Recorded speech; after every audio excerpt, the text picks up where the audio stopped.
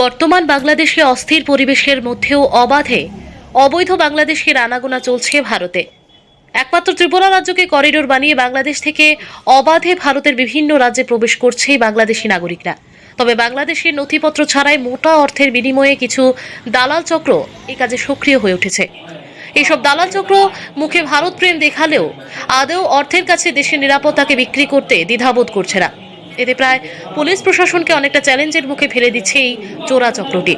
এদিকে গতকাল অর্থাৎ মঙ্গলবার রাত 2টা নাগাদ ইন্দো বাংলা সীমান্তের কদমতলা থানা এলাকার ইচাই টোলগাঁও এলাকায় পুলিশের পেট্রোলিংয়ের টহলদারির সময় অপরিচিত এক বৃদ্ধা ও নাবালিকাকে ঘোরাঘুরি করতে দেখে কর্তব্যরত পুলিশ তাদের আটক করে। পরে তাদের জিজ্ঞাসাবাদে পুলিশ জানতে পারে তারা এই এলাকা দিয়ে অবৈধভাবে ভারতে প্রবেশ করে কোন এক দালাল চক্রের মাধ্যমে।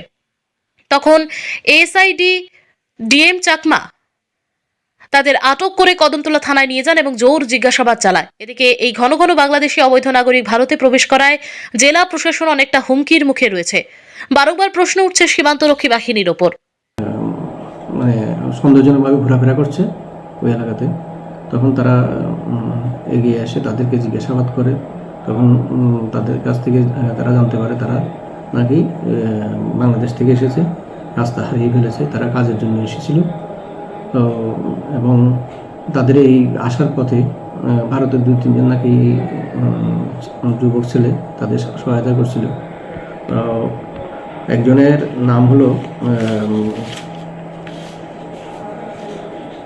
মিস এমএসটি, মানে রুবেদা, বয়স হলো 60, ওয়াইফ অফ লেট মোহাম্মদ শরীফ,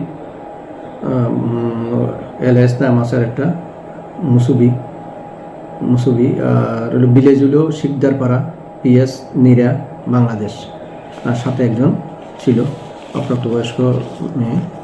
তো তারা দুজনে তখন তাদের ভালো করে জিজ্ঞাসাবাদ করে জানতে পারে তাদের কাছে কোনো বৈধ কাগজপত্র ইন্ডিয়া প্রবেশের নেই বা পাসপোর্টও নাই তাদের কাছে। তখন সে নাইট পার্টি, যে আমাদের নাইট রাউন্ড ডিউটি ছিল, মোবাইল ডিএম চাকমা মহোদয়কে ডাকছে যে আমার মনে ঘটনা। তখন উনি সেখানে গেছেন, গিয়ে দেখতে পান তারা 2জন মহিলা। তখন তাদের আবার জিজ্ঞাসাবাদ শুরু করে। জিজ্ঞাসাবাদে তারা জানতে পারে জানি যে তারা বাংলাদেশি এবং তারা কাজের সন্ধানে অবৈধভাবে ভারতে প্রবেশ করছে।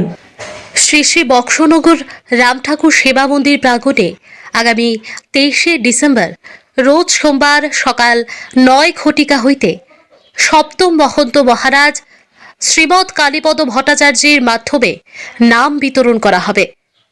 যারা নাম নিতে ইচ্ছুক সকল ভক্তবৃন্দদের উপস্থিতি আমরা একান্তভাবে কামনা করি।